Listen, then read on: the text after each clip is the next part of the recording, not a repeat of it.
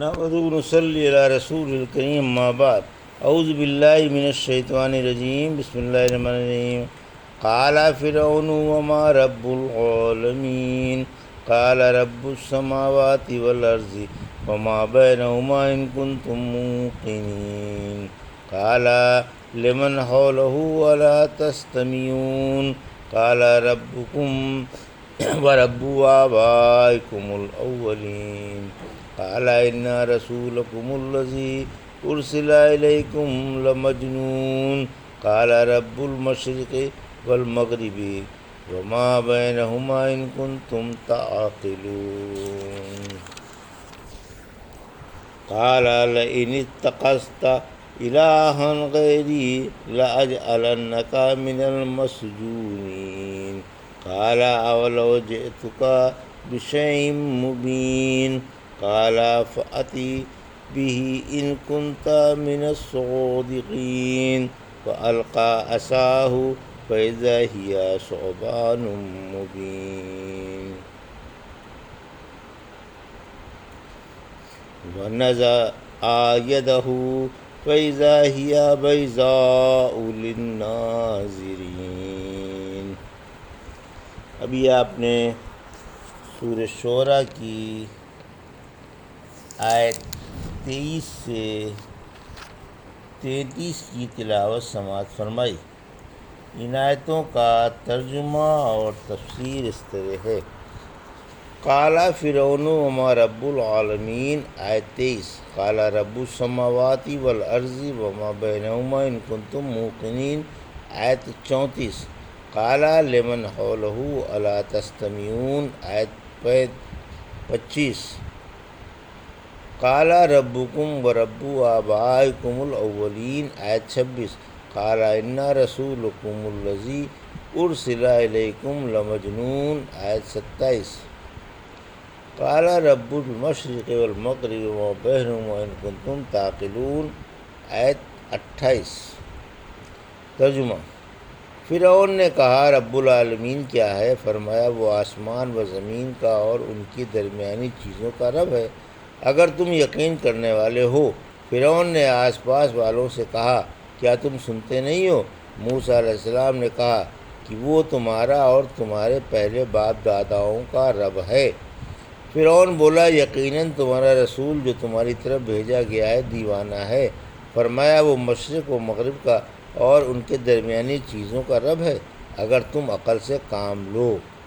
یہ تھا ترجمہ سورہ شعراء کی آیت 23 سے 28 کا تفسیر۔ آیت 23، فرعون کی سرکشی۔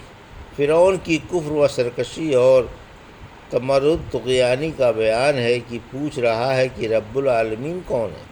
اس نے اپنی قوم کو بہکا رکھا تھا اور انہیں سمجھا دیا تھا کہ میں ہی تمہارا معبود ہوں۔ سورہ قصص کی آیت 38 میں فرمایا مجھے اپنے سوا تمہارا کوئی اور معبود معلوم نہیں۔ سورہ زخرف کی آیت 54 نے فرمایا غرض اس نے اپنی قوم کی عقل مار دی اور انہوں نے اس کی بات مان لی۔ قوم فرعون اللہ کے وجود کی قائل نہ تھی اور ان کا عقیدہ تھا کہ فرعون کے علاوہ ان کا کوئی رب نہیں ہے۔ جب حضرت موسیٰ علیہ السلام نے ان سے کہا کہ میں رب العالمین کا رسول ہوں تو فرعون نے کہا کہ وہ میرے سوا کون ہے جسے تو رب العالمین کہتا ہے؟ یہ آیت اس آیت کی طرح ہے۔ سورہ طٰہٰ کی 49-50۔ اس نے کہا کہ اے موسیٰ تم دونوں کا رب کون ہے؟ فرمایا ہمارا رب وہ ہے جس نے ہر چیز کو وجود بخشا پھر اسے راہ دکھائی۔ جب اس نے منہ زوری سے پوچھا کہ رب العالمین کون ہے تو کلیم اللہ نے جواب دیا کہ رب العالمین آسمان و زمین کا اور ان کے درمیانی چیزوں کا رب ہے جو خالق و مالک کائنات ہے اور اس میں اسی کا اختیار چلتا ہے۔ وہ سب کا معبود ہے، اس کا کوئی شریک نہیں، اسی نے تمام چیزیں پیدا کیں۔ یہ عالم علوی، یہ ٹھہرے ہوئے اور چلنے والے روشن تارے اور یہ عالم سفلی، یہ دریا، یہ میدان، یہ پہاڑ، یہ درخت، یہ جانور، یہ بوٹیاں، یہ پھل اور فضا کی یہ ہوا اور یہ پرندے سب اسی کے پیدا کیے ہوئے ہیں، سب اسی کے غلام بے دام ہیں، سب اسی کے آگے جھکے ہوئے ہیں اور سب اس کے سامنے ذلیل ہیں۔ اگر تمہارے پاس یقین والے دل ہیں اور دور رس نگاہیں ہیں تو تم مظاہر قدرت سے اسے پہچان لو گے۔ یہ سن کر فرعون نے اپنے پاس والے سرداروں، رئیسوں اور بڑے لوگوں سے بطور طنز کے حضرت موسیٰ علیہ السلام کو جھٹلانے کے لیے کہا۔ آیت 25 سے 27۔ سنتے نہیں ہو یہ کیا کہہ رہا ہے؟ تم اس کی بات پر تعجب نہیں کرتے؟ یہ کہہ رہا ہے تمہارا کوئی اور معبود ہے جو میرے سوا ہے۔ فرعون کا انداز بیان دیکھ کر حضرت موسیٰ علیہ السلام نے فرمایا کہ وہ تو تمہارا بھی رب ہے اور تمہارے گزرے ہوئے پہلے باپ دادا کا بھی۔ اللہ تم سب کا خالق و مالک ہے اور شروع دنیا سے لے کر اب تک کا خالق و رب ہے۔ پھر فرعون اپنی قوم سے کہنے لگا کہ تمہارا رسول دیوانہ ہے، اسے خبر ہی نہیں کہ کیا کہہ رہا ہے، بھلا میرے سوا کوئی اور رب بھی ہو سکتا ہے۔ آیت 28۔ فرعون نے جو لوگوں کے دلوں میں شبہ پیدا کر دیا تھا اسے دور کرنے کے لیے حضرت موسیٰ علیہ السلام نے فرمایا کہ وہ تو مشرق و مغرب کا اور ان کے درمیانی تمام چیزوں کا بھی رب ہے۔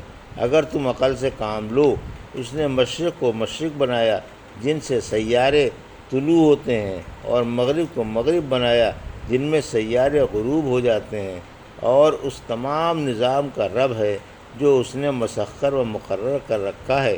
اگر فرعون کا یہ کہنا کہ میں ہی تمہارا رب اور معبود ہوں صحیح ہے تو نظام کو الٹ جانا چاہیے، مشرق مغرب اور مغرب مشرق بن جانے چاہیے۔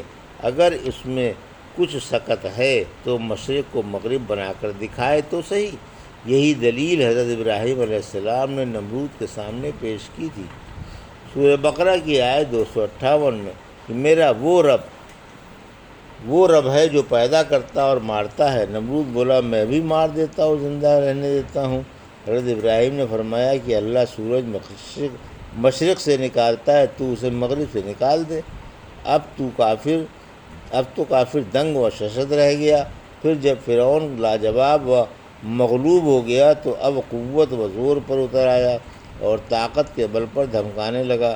سمجھ رہا تھا کہ موسیٰ علیہ السلام اس کی گیدڑ بھپکیوں سے مروب ہو جائیں گے اور اس وقت اس کا یہ حربہ کارگر ہو جائے گا۔ قال لئن اتخذت الہا غیری لأجعلنک من المسجونین۔ آیت 29۔ قال اولو جئتک بشیء مبین۔ آیت 30۔ قال فأت بہ ان کنت من الصادقین۔ آیت 31۔ فألقى عصاه فإذا هي ثعبان مبین۔ آیت 32۔ ونزع يده فإذا هي بيضاء للناظرین۔ آیت 33۔ ترجمہ۔ فرعون نے کہا اگر تو میرے سوا کسی اور کو معبود بنائے گا تو میں تجھے جیل میں بھیج دوں گا۔ فرمایا اگرچہ میں تیرے پاس کوئی روشن دلیل لاؤں کیا پھر بھی؟ بولا اگر تو سچا ہے تو اسے لے آ۔ آخر آپ نے عصا ڈال دیا، وہ فوراً کھلم کھلا ایک اژدہا بن گیا، اور ہاتھ نکالا تو وہ بھی فوراً دیکھنے والوں کو سفید و چمکدار دکھائی دینے لگا۔ یہ تھا ترجمہ۔ آیت 29 سے 33 کا تفسیر۔ آیت 29-30۔ طاقت کی دھمکی۔ جب مباحثے میں عقلی دلیل کے سامنے فرعون نے ہتھیار ڈال دیے تو اب وہ طاقت پر اتر آیا اور اس نے چاہا کہ حضرت موسیٰ علیہ السلام کو اپنی طاقت سے دبا دے۔ اس کے خیال میں اس کے سوا اب کوئی چارہ کار نہ تھا۔ کہنے لگا کہ اگر تو نے میرے علاوہ کوئی معبود بنایا تو میں تجھے جیل کی تنگ و تاریک کوٹری میں سڑا سڑا کر مار دوں گا۔ یہ دھمکی سن کر حضرت موسیٰ علیہ السلام نے نڈر ہو کر فرمایا اگرچہ میں تیرے سامنے ایک روشن دلیل پیش کروں اور اپنی سچائی پر کسی ایسے معجزے کا اظہار کر دوں جس کو دیکھ کر تجھے بھی میرا لوہا مان لینا پڑ جائے تو کیا پھر بھی؟ آیت 31۔ معجزوں سے لاجواب ہونا پڑا۔ فرعون کو چاروں کہنا ہی پڑا کہ اگر تو سچا ہے تو اسے لے آ۔ آیت 32-33 عصا اور ید بیضا کے معجزوں کا ظہور۔ آپ نے اپنا عصا زمین پر ڈال دیا، پھر وہ سچ مچ ایک اژدہا بن گیا۔ یہ اژدہا بہت ہی بڑا اور تیز دانتوں والا، مہیب و ڈراؤنی شکل والا، منہ پھاڑے ہوئے صاف دکھائی دیا۔ پھر آپ نے گریبان سے ہاتھ نکالا تو وہ چاندی کی طرح چمکتا ہوا دکھائی دیا۔ یہ تھا سورہ شورا کی آیت 23 سے 33 کا ترجمہ اور تفسیر جو بھی آپ نے سماعت فرمائی۔ بارک اللہ لی و لکم فی القرآن الحکیم و نفعنی وایاکم بہادی ذکر الحکیم۔